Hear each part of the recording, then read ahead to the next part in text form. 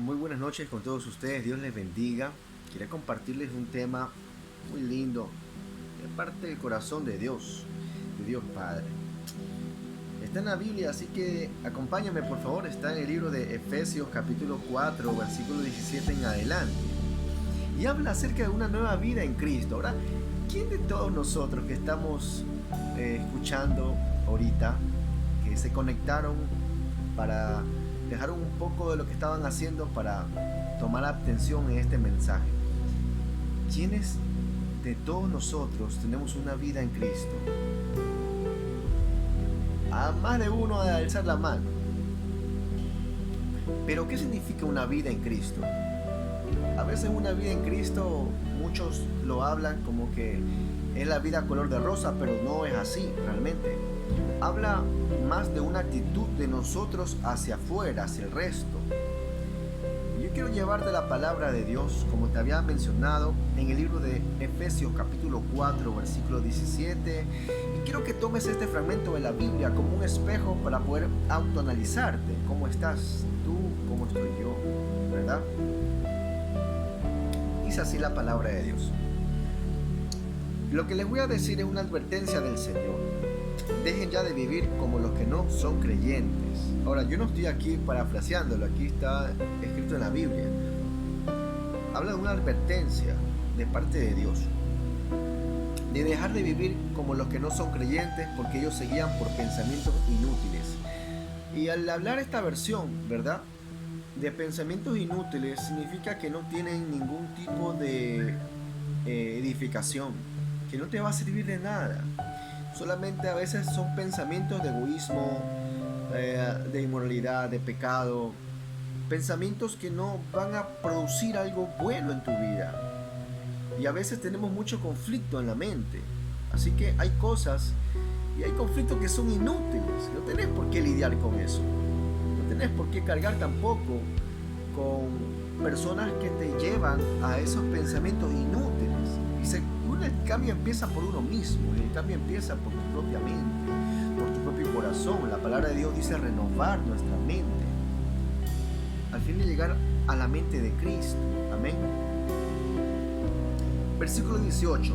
Su entendimiento está oscurecido porque están separados de la vida que viene de Dios, y por eso son ignorantes debido a lo terco que es su corazón.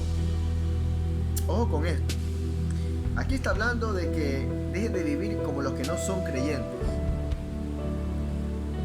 los que se guían por pensamientos inútiles, aquellos que tienen el entendimiento oscuro o lleno de tinieblas, separados porque están separados de la vida. Hay muchos que dicen, no, yo estoy con Cristo, yo soy hijo de Dios, pero aquí dice la palabra de Dios que están separados de la vida que viene de Dios.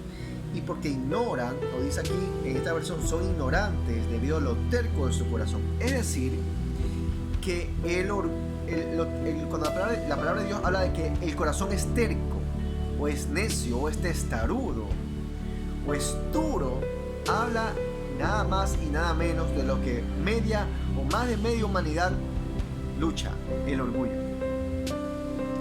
Y si bien es cierto, aquellos que viven con orgullo, o en un momento nosotros vivimos con orgullo, tenemos una cierta cantidad de orgullo en nuestro corazón, lo cual es un impedimento catastrófico. Alza la mano a los que han luchado con el orgullo. El que no levanta la mano es un mentiroso, porque de una u otra manera hemos lidiado con el espíritu del orgullo o la potestad del orgullo, a mayor rango o a menor rango, pero muchas de las cosas que Dios lidia con nuestro corazón tienen que ver con el orgullo. Y muchas de las luchas tienen que ver con una raíz de amargura que se sitúa en el corazón de un orgulloso.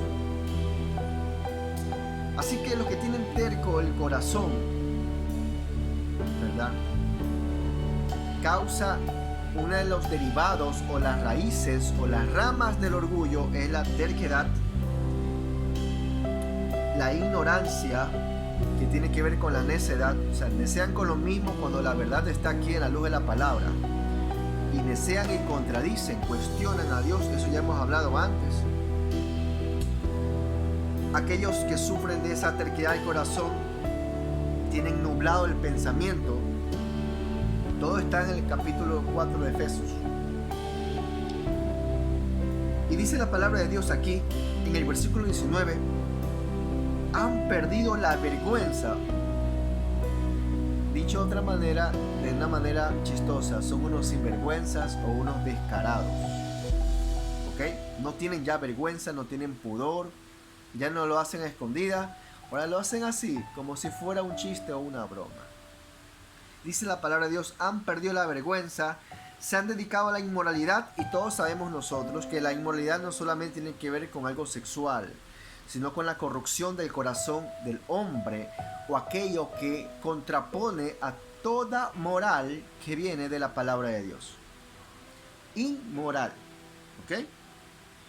Dice, y se entregan cada vez más a cometer toda clase de perversiones. O sea, este tipo de gente que tiene el corazón terco, testarudo, orgulloso, cada vez van de mal en peor, de peor a más mal, y así. Es una decadencia. Y eso es una de las cosas que carcomen el corazón del ser humano.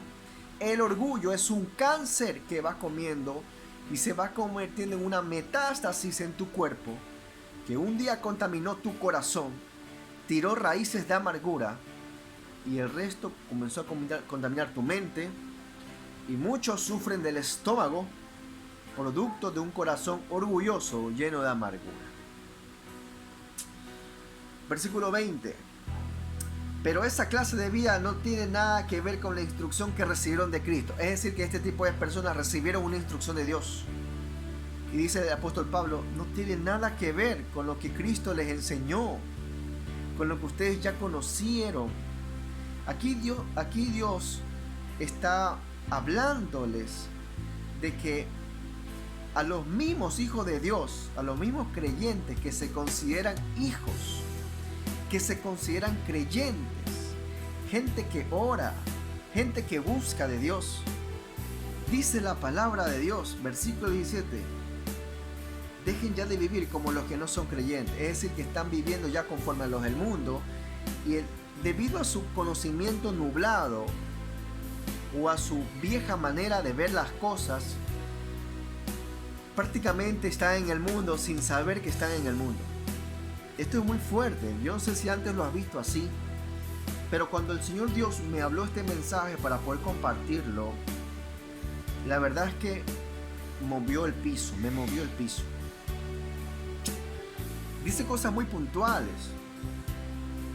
Ahora, esto es una gran fiesta y una gran torta, y cada quien recibe la parte que le compete. Esto no tiene nombre y apellido. Este mensaje lo recibo tanto yo como el que quiera realmente cambiar su vida. Amén. Dice la palabra de Dios, versículo 21, yo continúo. Sé que ustedes han recibido su mensaje y han aprendido la verdad que está en Jesús. Se les enseñó a dejar atrás la forma de vida que llevaban antes. O sea, ya habían sido enseñados. Dice, ese viejo ser va de mal en peor por los deseos engañosos. Es decir, que se enmascaran supuestas buenas intenciones, pero al fin y al cabo te estás engañando a ti mismo. Versículo 23 dice, aprendieron a renovar su forma de pensar por medio del Espíritu, a revestirse del nuevo ser que Dios creó a su imagen para que practique la justicia, la santidad, por saber la verdad. Y aquí dice algo frontal. Versículo 25, así que dejen las mentiras, dejad de mentir y díganse siempre la verdad unos a otros. Significa que había mucho engaño en la congregación o en el entorno. Hay mucho engaño. Dice, díganse siempre la verdad unos a otros, porque todos formamos parte del mismo cuerpo. No permitan que la ira los haga cometer pecados. En otras versiones dice, airaos, pero no pequéis. Y que muchas veces la ira te lleva a decir cosas que mañana te retractas, o a hacer cosas que después te estás lamentando. En el mejor de los casos, cuando recapacitan, pero a veces no recapacitan y siguen de mal en peor, de peor a más mal. Y es algo evolutivo, como un cáncer ya ha hecho metástasis. Y quiero que entiendas esta gran verdad. Si no logras comprender, y esto es un llamado de parte de Dios, no de un hombre, es un llamado de parte de Dios a que te pongas a cuentas. Amén. Dice así: que la noche no te sorprenda enojado. Aquí habla en plural, perdón. Que la noche no los sorprenda enojados. No le den ninguna oportunidad al diablo para que los derrote.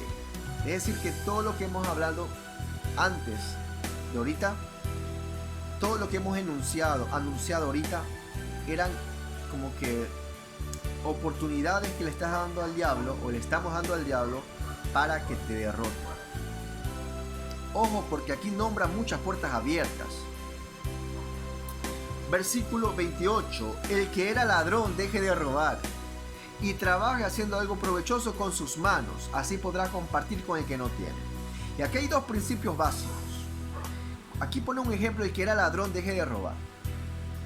Ahora, ¿cuántos sabemos aquí que hemos robado? ¿Cuántos sabemos aquí que de pronto no robamos, pero de una u otra manera estamos incumpliendo la palabra de Dios? En otras palabras, el que estaba mintiendo deje de mentir y comienza a edificar. El que estaba difamando, el que estaba murmurando, el que estaba de pronto viviendo en hechicería, en idolatría, que tiene que ver también con pecados sexuales. Aquellos que estaban haciendo algo mal delante de Dios, déjenlo de hacer. En otras palabras, dejar de hacer lo que estamos haciendo mal. Y el segundo punto, que estoy desglosándolo, es decir, que hagamos algo provechoso con nuestras manos, con nuestras acciones, con nuestros dones, con nuestros talentos, así que podamos compartir con el que no tiene o el que necesita, y tiene que ver con servicio. En otras palabras, si antes robabas para tu bienestar, deja de robar, haz el bien y gánate la vida honradamente. Significa, en otras palabras, de que debemos dejar de hacer el mal y comencemos a hacer el bien. Y que con las manos que antes robaban, maltrataban, los labios que antes difamaban, el corazón engañoso que antes traicionaba, que antes de pronto cometía algún tipo de pecado, cualquiera que sea, pecado es pecado. Pero déjenlo de hacer, dice la palabra de Dios. Y comienza a edificar o a hacer algo, a formar, a reestructurar, a edificar, a restaurar, para que puedas así compartir con el que de pronto está destruido, con el que no tiene, de pronto con el que está caído, que tú puedas levantarlo. Las mismas intenciones malévolas que antes tenías, hay que revertirlas. Y hay que tener propósito, porque de nada sirve un don, un talento, o de pronto el dinero que uno tenga, si no lo puedo compartir con el que lo necesita, con el que pasa necesidad. Y aquí Dios está no solamente diciendo: hey, deja de hacer el mal, no, sino que no solamente deje de hacer el mal, sino que comiences a hacer el bien. Y no solamente comienza a hacer el bien, sino que también bendice el resto. Amén. Esto no es para todos. Esto es para el que quiera recibir de verdad y quiera cambiar su vida. Yo quiero cambiar. Lo digo de manera personal. Yo quiero cambiar. Amén. Así que yo tomo esta palabra para mí también. Dice así, versículo 29. No digan malas palabras, sino palabras que ayuden y animen a los demás. Y malas palabras no solamente es insulto. Tiene que ver también con maldiciones. Para uno maldecir, no solamente tienes que decir maldito, sino los malos deseos, o las malas habladurías, o las malas oraciones que hacemos. Todo eso tiene que ver con malas palabras. Son malas, son palabras que no edifican. Dice, sino palabras que ayuden y animen a los demás, para que lo que hablen le haga bien a quien lo escuche. Amén. En otras palabras, habla cosas que edifican. Si no edifica, mejor no hables. Otra cosa dice el versículo 30, no hagan poner triste al Espíritu Santo. Y aquí entramos todo el mundo, porque de una u otra manera, lo que piensas, lo que sientes, lo que hablas y cómo actúas, contrista al Espíritu de Dios. ¿Cuántos aquí consideran que el Espíritu Santo realmente es una persona y no una fuerza en sí, aunque Él es poder? Pero ¿cuántos aquí saben que es una persona como tú y como yo, en el sentido de que tiene pensamientos, que tiene formas de hablar, que tiene su propia personalidad y que es Dios Todopoderoso, pero es la persona más sensible de Dios? ¿Estás consciente de eso? ¿Tú sabes que el Espíritu Santo realmente es un amor puro y verdadero? Él es amor, pero también es fuego consumidor, y no quiero tampoco irme de extremos. Yo te voy a hablar de un Dios que si al menos fallas un poco, ya te cayó el rayo. Tampoco te voy a hablar de un Dios hippie, amor y paz, nada más. No te preocupes, Hakuna Matata y sigue haciendo lo que te dé la gana. No. Dios es un Dios equilibrado. Es misericordioso, amoroso, tierno, pero también es justo, fuerte y valiente. Jehová de los ejércitos le dice. Así es uno de sus nombres. El defensor, el rey de reyes, el Dios soberano, el gran yo soy. Como tienes en conciencia esto, vas a saber que al fin y al cabo la soberanía de Dios actúa en nuestras vidas, pero Él respeta tu libre albedrío que te fue dado desde que naciste. Siempre Dios nos da a escoger entre el bien y el mal, y entre hacer las cosas bien o hacerlas como te da la gana.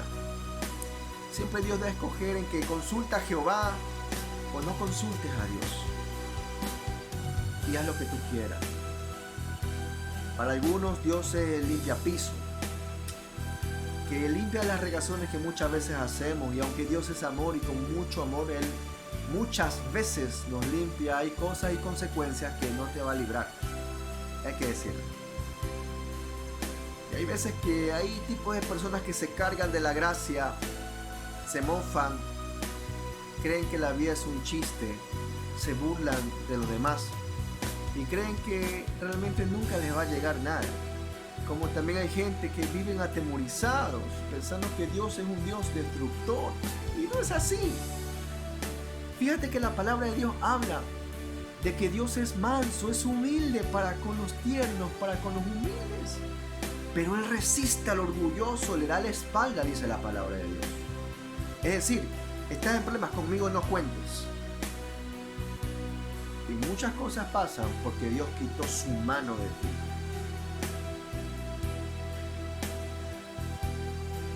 Yo no sé ustedes, pero yo sí he conocido a un Dios airado.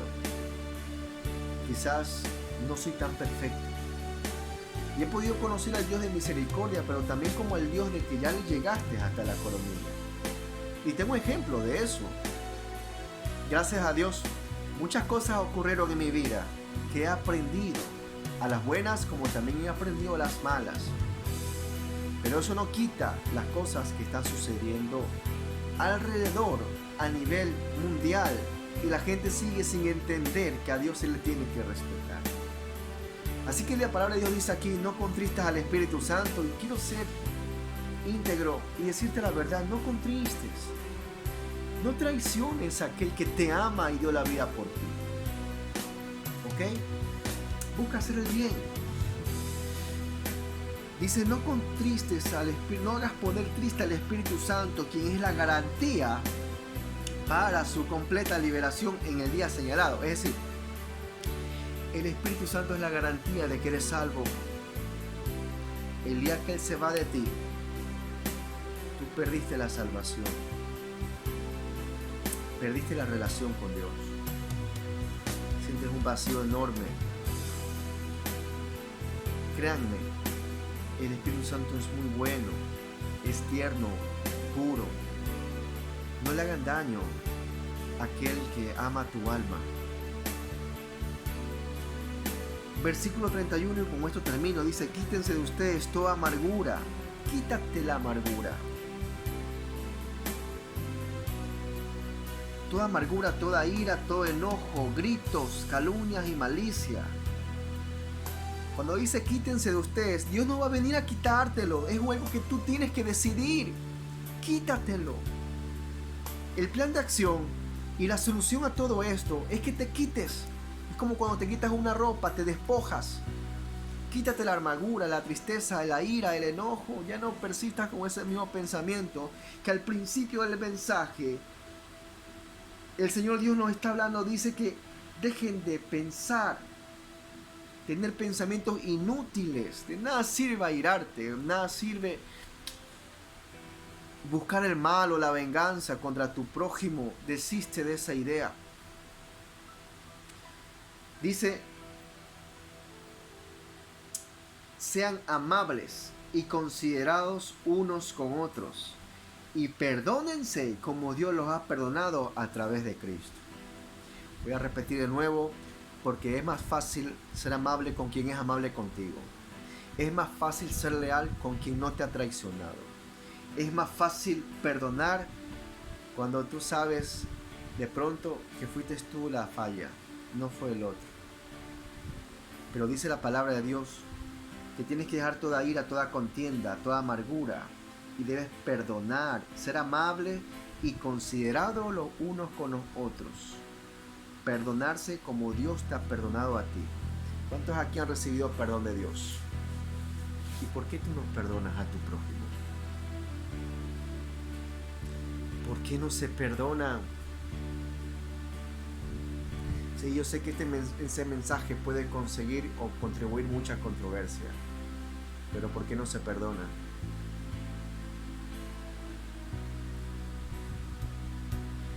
Si estás de verdad arrepentido, la palabra de Dios, arrepentimiento significa, lo que dice la palabra de Dios respecto al arrepentimiento es cambiar de dirección, hacer lo opuesto y ejecutar algo contrario a lo que estabas haciendo. Lo que veníamos detallando en los últimos versículos: el que estaba robando, deje de robar. Y no solamente deje de robar, sino que haga algo bueno con sus manos. Y no solamente haga algo bueno con sus manos, sino que gánese con bien o con honradez algo para que puedas compartir. No solo te lo quedes tú, comparte a los demás. Es decir, restituye lo que antes causaste mal. Y ahí viene un principio espiritual: el poder de la restitución. No puedes pedir solamente perdón a Dios y ya está, y te sacudes las manos y ya está, no ha pasado nada. No, tienes que ir y pedir perdón a la persona también. Tienes que no solamente eso, sino que también comenzar a llenar los huecos que cavaste para con esa persona. Las cosas malas que hiciste, restituirlas. ¿Qué pasó con Zaqueo? Cuando Jesús le dijo: ciertamente el reino de Dios ha llegado a su vida. Porque él dijo: Cristo, Señor Jesús, voy a devolver 4 veces más de lo que yo he recogido injustamente. No solamente estaba devolviendo lo que había robado, sino que estaba reponiendo y restituyendo a las personas que él causó el daño. Y eso tiene que ver con restitución. Si no hay una restitución en tu vida, de que tú has restituido a quienes dañaste, no hay un arrepentimiento genuino, y delante de Dios sos un hipócrita. Alguien tenía que decirlo, y lo digo en el amor de Cristo. Si no has restituido el daño que has causado, te estás mintiendo a ti y estás engañando a todos, haciendo creer que estás obrando bien cuando no es así delante de Dios. Hoy, en el nombre de Jesús, hay un mensaje de arrepentimiento aquí. Hay un mensaje de restitución, de que no pierdas la salvación que ya has logrado por medio del Espíritu Santo de Dios a través de Cristo. Amén. Así que si este mensaje te llegó al corazón, compártelo. Y ya sabes, arrepentirse es no solamente dejar de hacer el mal, sino restituir y cambiar a una dirección opuesta. Dios te bendiga. Hasta pronto.